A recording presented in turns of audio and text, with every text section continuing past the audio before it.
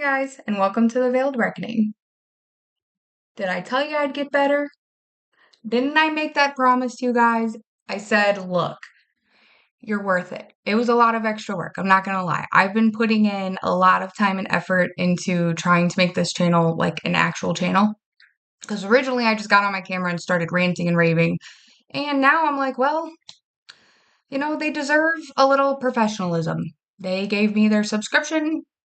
I will give them my time. And they're worth it. You guys are worth it. So, welcome to my show, and thank you for supporting. Thank you for subscribing. Hit a like. On today's episode, we're going to talk about the former Prince Andrew getting arrested, but then unfortunately getting released. So, there's that. And then we're going to talk about the update that I have on the mystery guy that's going through the files. And then we're going to talk about an email that I found that kind of proves my point on the theory of Tova Noel being a plant. So let's get into it. First and foremost, can we talk about the former Prince Andrew thing, whatever? So I was on my way into work this morning and I saw he had been arrested and I was like, okay, cool. It's about time. Don't know what we were waiting for. I feel like we had plenty of enough evidence a long time ago, as do we for several other people. And I just was happy to see it, I guess. But as I'm listening in on my way to work, I hear that it's really not because what he had done to his victims, one of which I was just reading had taken the short route home. And it's just sad to hear that the reason why he was arrested didn't even have anything to do with that. No. Actually, it had everything to do with the fact that he was selling Jeffrey government secrets of his own government, the monarchy. So that's why he got arrested. And that is because, ladies and gentlemen, the government, theirs and ours, really doesn't care about you. And I know I'm speaking to the choir when I say that. So please don't hop in the comments and say, we know. Yeah, I know. I know you know. I know. I know we all know. It doesn't mean it's not true, and it doesn't mean it's not worth saying. Okay, so settle down. Um, but for those of you that get it, you get it. I'm just saying they don't care about if children are being harmed, if people are being trafficked, if children are being trafficked, if people are being eaten. That doesn't matter to the government. No. That's like small in their list of priorities. That's like doesn't even fade. No. But once you start stepping on their toes, now once you start involving them and backstabbing them and going behind them and putting them in positions where they could be hurt or betrayed or victimized or taken advantage of. Essentially, what I'm getting at here is when the tables are turned, they don't appreciate that very much. They don't like being victimized. They don't like being betrayed. And when they found out that he was selling their secrets, they had him arrested. So they were like, I don't care about these people, but you start selling my stuff. Oh yeah, no, you're going to jail. You're going to jail. Of course. Of course. Love how that works. Don't you love how that works? Don't you love how that works? Anyway, that was short-lived because surprise, surprise. Surprise, surprise. They released old Buddy out. But honestly, that just makes me feel like Just makes me want to burn this mother down. Come on, Boogie, let's burn this mother down. Come on, Boogie, let's burn this mother down. Let's burn it down. Let's burn it. if you're like me and you're ready to burn some stuff down, let's get into it. Okay, so the BBC News, oh my gosh, look at this. Look at him. Does he look nervous or is it just me? He looks a little. No. He looks fine. He looks fine. He's fine. He's fine. He looks great. He's fine. He's not nervous at all. He's not even a little bit scared. I make that face all the time when I'm totally fine after I've just been arrested by my own family. Anyway, Andrew released under investigation after arrest on suspicion of misconduct in public office. Yeah, so that's what they're calling it. Okay, so he's been released and he's under investigation. Okay.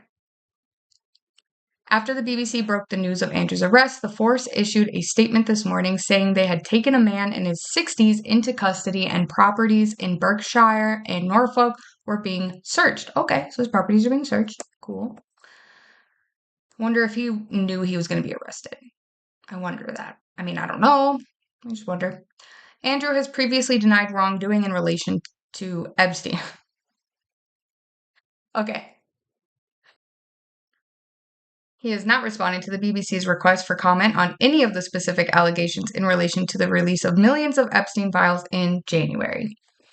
Andrew's brother, King Charles, said the law must take its course. If you can't do the time, don't do the crime. Okay, time's up. Now get out. And that the authorities have our full and wholehearted cooperation. US President Donald has reacted, describing the situation as very sad. While a Democratic congressman told the BBC the developments were being watched closely in America. Very sad, huh? It's very sad. Yeah. You know what's very sad?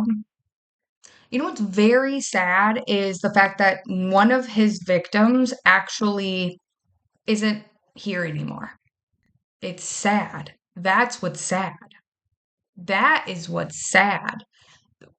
Him being arrested is like like people were celebrating. I don't know what, even the victim was like, there was people celebrating. They're like, yeah, I know he's not even being arrested for what he should be being arrested for, but the fact that he's getting arrested at all is like, that's good to us. Finally, some accountability. So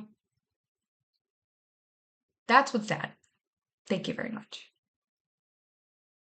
I can think of so many things that are actually sad other than this. This was not sad. I saw this on my way into work and I was like, ooh. You know what's sad? It's sad that he's being released. That's what's sad. As a matter of fact, you want to talk about sad? Look at the state, look at what's going on in our country right now. I would argue that's sad over this. Anyway, I digress. Neither here nor there. Of course, he's going to say it's sad because if he says, oh, well, yeah, I mean, they have to do the law and it has to be to the fullest extent and it has to be fair and just and whatever. No, because if he advocates for that, then he's advocating for himself to be arrested as well. So, of course, he's not going to advocate for that. We all know that, right? Andrew Mountbatten Windsor has always denied allegations of wrongdoing related to Epstein. Being named in the Epstein files is not indicative of wrongdoing. Okay. So there you have it, folks. That's where we're at. Now, I don't want us to get discouraged. He was actually arrested. He was hauled in. Judging by the look on his face, I don't know. He doesn't look too thrilled. So, yeah, he might not be going in for what he should be going in for, but not looking too hot. So, I think we can rest easy at night knowing that at least his feathers are getting ruffled. At a bare minimum, his feathers have been ruffled. Okay? And the war's not over yet. Okay? We're just getting started. There are plenty of people just like me, probably have channels just like me, and we're all going to keep talking. We're not going to stop talking about this, guys. I'm not going to stop talking about this until arrests have been made, until accountability has been had. It is what it is. Okay?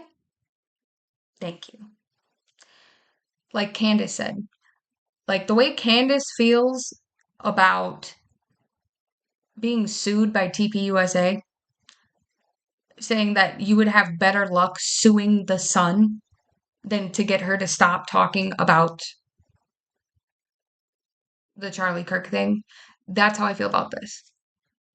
I'm going to tell you right now, you will have better luck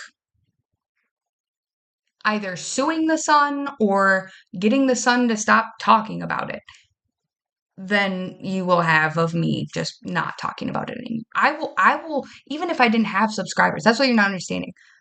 If I didn't have subscribers, if I didn't have people viewing this, if I didn't have any of this, I would keep talking about it. Everywhere I would be like, hey, have you heard this? Did you know this? Did you know that? And every time I tell people, there's people that I know in my life personally that don't even know I have a channel. And I will tell them, hey, did you know that Ivana is buried on Trump's golf course? Did you know that? And they'll be like, no, I had no idea. Why didn't I know that? How come people don't know that? I'm like, yeah, well, because they don't talk about it ever. So, yeah, try suing the Sun. Good luck. That brings me to my next thing. So, remember I said there's several more people just like me who are looking into these files for other reasons maybe. There's a lot of files and there's a lot of reasons to look through them. And Colin was live a couple days ago. I was listening to his live. I was in the shower because I had somewhere I had to be and I didn't want to be bored in the shower. Sorry, sue me, okay? Whatever. So he was live and I was like, cool. I'm going to listen to some Coach and wash my hair, okay? Thank you. So I did. And I'm in the shower, doing my thing. And I'm like, oh, that's crazy. Yeah, okay, cool. And he was playing this. He's gonna die. If he ever sees this, he's gonna die laughing. But this particular episode, which I was not expecting to have this happen, but there's a person called Fleet, and they make these like AI videos, and he plays them on his show because the AI videos are usually of like him or sometimes Baron Coleman, and I'm sure of some others too. So if you haven't seen Fleet, you need to go check him out because he's pretty cool. He or she, I don't know if it's a he or she, whatever. Their username is called Fleet, and they make really fun videos. But in this particular live stream, they made a a song and dance that was like a choir, and they were just like singing and dancing, and like apparently Mikey McCoy, all I could hear, I couldn't see what was happening because I was in the shower. So all I could hear was this just choir and this real gospel. And I mean, it was good. It was like, it had a whole beat. It was like, I was jamming. I was like, okay, okay, yep. And then I heard Coach saying like something about Mikey McCoy's hips. Like he didn't even know Mikey McCoy's hips could do that. And I was like, well, it is Mikey McCoy. Fear upon his face, he picked up that phone with purpose. In God's amazing grace, he walked away from chaos with a hero's steady stride, calling out for help in heaven, keeping hope alive inside. Hallelujah for Mikey McCoy, the chief with a heart so bold.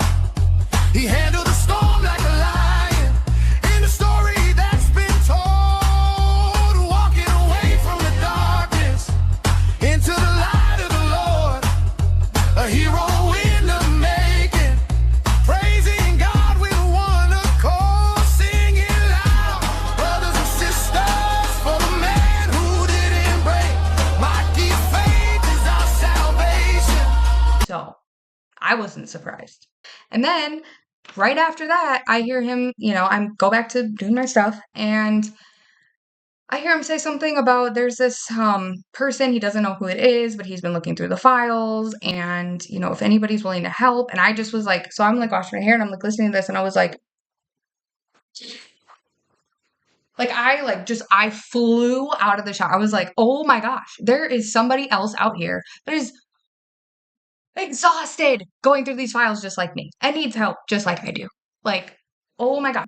So I wanted to help. And I figured, like, if I reach out and he is able to reach out to me and we can bounce ideas off of each other or even collab at some point. And of course, if he wants to remain anonymous, which it seems like he does, I 100% respect that.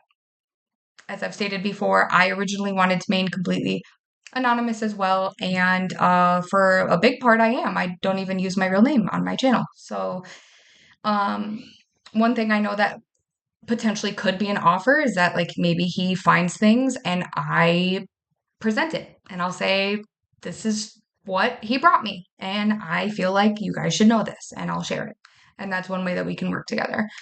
So, yeah, so Coach Collin did see my super chat. I'm like, well, first of all, Coach deserves a lot more than $5. Honestly, he probably deserves, actually, I know he deserves more than $20. But look, Coach, we are on a budget over here. So 20 was all I could do. And I wanted to make sure he saw it. So I was like, we're going full 20. We're doing a full slapping it on the table $20 bill. Ripe. Okay, there you go. And he saw it. So, and what I said was, I said, I don't know if he will ever see this, but it's worth a try. I don't know who that guy is that's looking through the files, but I want to help. I've been doing the same thing, but I'm only one person. We will be able to do more together. Find me. So he read this and he was like, yeah, I don't really know who that guy is either, but I will try to find out. I'll ask around, and once I do, I will let you know. And I trust that he will. So once he knows, then I'll know, and then I'll give you guys an update. But for now, let's get back into it. Okay, so before we end the show today, I want to kind of rewind a little bit back to our last episode where we were talking about Tova or Toya Noel. So I found an email that might explain my theory. So if you guys remember, my theory was that it is entirely possible that she was brought here specifically to be an insider or intel for Jeffrey. It's not far-fetched to think that he had, I mean, with the amount of influence that he had and the amount of networking that he was able to do within these different countries and the amount of just sheer power that he had. I mean, it's not far-fetched to think that he could go to any country and offer somebody a amazing life outside of what they otherwise would have had. And all they have to do is go to school, better themselves, and put themselves in a very good position, whether it be in law enforcement or politics or business, etc., etc., etc. Military, doesn't matter. When you have that much money, you can do that. You can do that. You can offer anybody a life, a lavish life, and all they have to do is report back to you or do whatever you ask. Like, you're their basically you're their boss. And that's it. So, yeah, crazy to think what money can buy. But it's not far-fetched. And the reason why I say that is because I found an email that, and I'll pull it up right here, from Sarah K to Brady Dwyer. I'm not really sure who either of these people are. But, and it's kind of hard to read because some of these emails are really jumbled up. I don't know if you see this, and I don't know if it's because that was intentional or if it was just how it got downloaded because these emails are quite old. As you can see, this email is from 2012. But I'm going to go ahead and read it to the best of my ability. So right here, this was from Sarah. Said, "Hi Brady, please find attached the signed forms and a copy of my new." Just zoom in here a little bit for you guys. "Hi Brady, please find attached the signed forms and a copy of my new ID." I believe that's supposed to be an I. So please find attached the signed forms and copy of my new ID. Please let me know if there's anything else you need from me. Thank you. And these are apparently wire instructions. And then he said, "Hi Sarah, do you have the court document authorizing the name change?"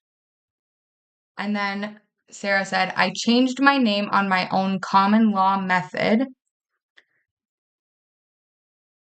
not through the courts. I have a notarized affidavit stating my name change. that I used to get a new passport and driver's license if you'd like a copy of that. So I don't know who Sarah is, but it sounds like she was getting a new passport, a new driver's license because she changed her name on her own common law method, didn't do it through the courts. So I say this to say that, again, it just kind of further goes into my theory, which that's all it is, just a theory. I can't prove that Tova or Toya Noel really was implanted there by Jeffrey or any of his associates. I'm just saying there's enough weird things considering that she came to this country at the age of 13. And she was apparently so intelligent that she excelled past all the grades in high school and ended up graduating high school at the age of 16. She was making statements like she just knew for a fact she was going to go back to New York. She just knew she was going to go there. She knew she was going to live there. As a immigrant from another country at the age of 15, 16 years old is making these decisions. Then she ends up graduating high school at the age of 16. She tries to enlist in the army, but she's too young. So instead of going back to New York, she then makes an abrupt decision to then go back to Antigua.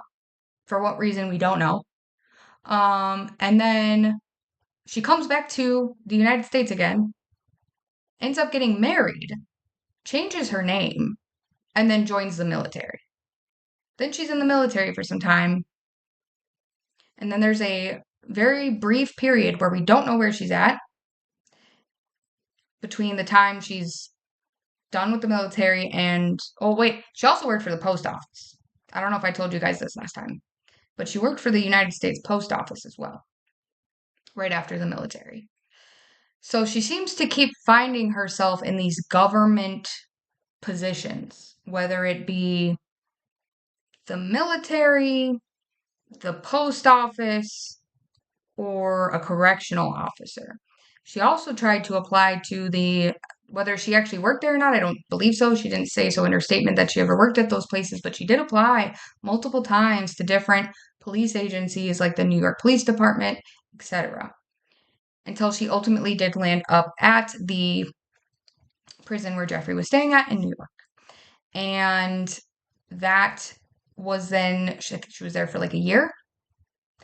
And yeah, so it's just now knowing now that there's people, I don't know who Sarah is, but it sounds like she was potentially somebody being trafficked in these files, making changing her name, getting a new passport, getting a new ID. Whoever Brady is now asking her, do you have this stuff? I need that information. Maybe they're filling out the applications for them, trying to get them into certain spots. I don't know. This is all speculation. All I'm saying is we don't actually have enough information to say that that's not the case. I can't say that it is the case, but we also can't rule it out, can we? We don't really know anything about them. And that's for a reason. All we know is that they're saying that they are scapegoats and they are pleading their innocence. Another theory I have that I didn't mention was that well, it's not necessarily a theory, more as a question rather, but is it possible that she was working for him and seeing what he was doing and not agreeing with it? And she is working there and giving him this false sense of having someone on the inside. Maybe she saw an opportunity. Maybe she saw an opportunity to take care of it. I'm just saying, maybe she was like, hey, I know certain inmates. I know how the computers work. I know how the cameras work. Or maybe I don't, but other people do. I don't know. Again, that's just I'm just the thing is when they do such a poor job, and by they I mean the DOJ, when our own government and the people that are supposed to give us the information as to what is happening and what happened, when they do such a poor job, and when they are leaving out details and leaving out facts, they leave it up for interpretation. They leave all of these gaps and questions that otherwise would be being asked in an investigation that are not being done or conducted, or at least correctly, in my opinion. So, yeah. So now that we know about Tova Noel, as we move through these files, we'll have a baseline of what we know about her and where she came from and who she is and who she may have been and still could be. And we're going to keep on going with that in mind. There is a lot to go through, okay? We're talking millions of files. Thankfully, I'm kind of sticking to one topic, so we will get through at least this topic of who were the guards, why were they there, why could they have been there, and we will look into the inmates. And we will look at their statements that they were given to police and statements that they have given to other inmates and even guards and things that inmates heard guards saying. There are letters from these inmates that they wrote them about things that they heard the guards talking about, things that they heard about Jeff, what they thought was happening to Jeff. There was a lot of things going on there. There's a lot of corruption going on there. So we will get into that in a later episode. With that being said, guys, that'll do it for today's episode. Thank you so much for watching. I really do appreciate your support. It really does help this channel. So please like and subscribe, and I will see you guys next time.